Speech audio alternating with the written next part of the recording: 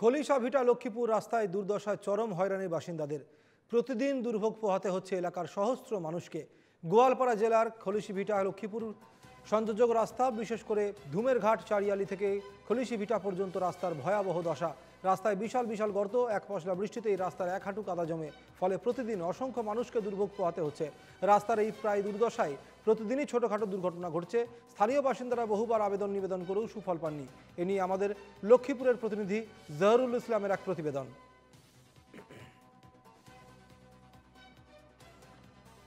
আমরা অসমের গোয়ালপাড়া জেলার যে খলিশা ভিটা এবং লক্ষ্মীপুর সংযোগী ধুমের ঘাটের যে চৌপতি, সেই চৌপতির দৃশ্য আমরা এনকেটিভির বাংলা দর্শকদেরকে দেখানোর জন্য চেষ্টা করছি। এই দৃশ্য হচ্ছে ধুমের ঘাটের যে চৌপতির দৃশ্য, সেই চৌপতির ভয়াবহ এক দৃশ্য দেখানোর জন্য চেষ্টা করছি। যে এখানে দীর্ঘদিন থেকে আসলে এই যে রাস্তা, সেই খলিশা ভিটা এবং লক্ষ্মীপুর সংযোগী যে রাস্তাটি রয়েছে, সেই রাস্তার মাঝে মাঝে এক হাঁটু করে যে গর্ত রয়েছে, আর সেই গর্তর সঙ্গে সঙ্গে রয়েছে যে কদর্যময় পরিবেশ। সেই পরিবেশের মাঝে আসলে দৈনিক এই অঞ্চলে যারা সাধারণ লোক, সাধারণ যারা স্থানীয় বাসিন্দা, তারা আসলে স্কুলের কলেজের পড়ুয়ারা, তারা আসলে দৈনিক এইভাবে আসলে যাতায়াত করতে হয়। চরম দুর্যোগ ভুগতে হচ্ছে এই রাস্তাটির জন্য। দীর্ঘদিন ধরে বিভিন্ন ধরনের আবেদন নিবেদন করার পরেও আসলে দেখা গেল যে কোনো ধরনের গুরুত্ব নেই সরকার বা প্রশাসনের। আমরা সরাসরি এখানকার যারা স্থানীয় বাসিন্দা, তাদের সঙ্গে কথা বলার জন্য চেষ্টা করব। দাদা, আমরা দেখতে পাচ্ছি যে চরম দুর্যোগে ভুগছেন আপনারা, আর এই রাস্তা কি বলবেন? রাস্তা আর কি কমু, আর সরকার না তো দেগাও সব সব গুঞ্জা থাকে। আগের দিনে অসুবিধা না, রাস্তাঘাট তো মানে বহুদিন ধরে এরকমই। সরকার তো আর মানে গুরুত্ব নাই কোনো। কি বলবেন, কি আবদার জানাবেন?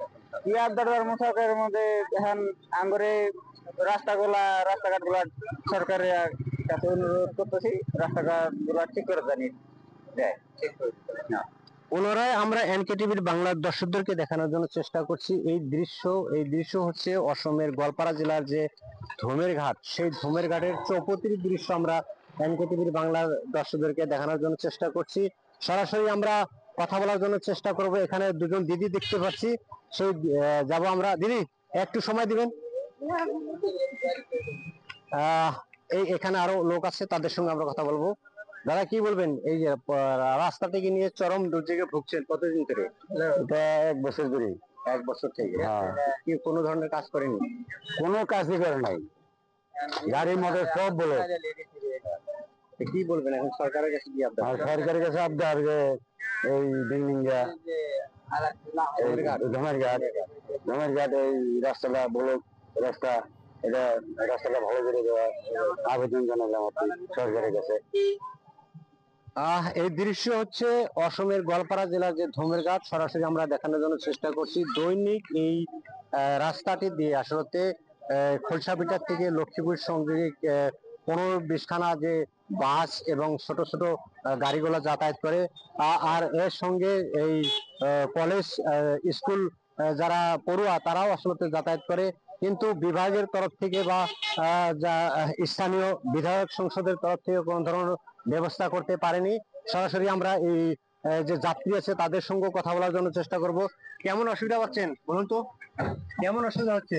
অসুবিধা তো পুরা হয়েছে। কি সরকারের কাছে কি আবদার জানাবেন? আপনার জানাই যে রাস্তাটা যাতে ভালোভাবে আমাদের সুবিধা হবো। স্থানীয়দের দাবি যে অতি শীঘ্রই যে এই এই যে রাস্তা, মূল রাস্তা, সেই রাস্তাটি আসলে মেরামতি করে দিয়ে বা নির্মাণ করে দিয়ে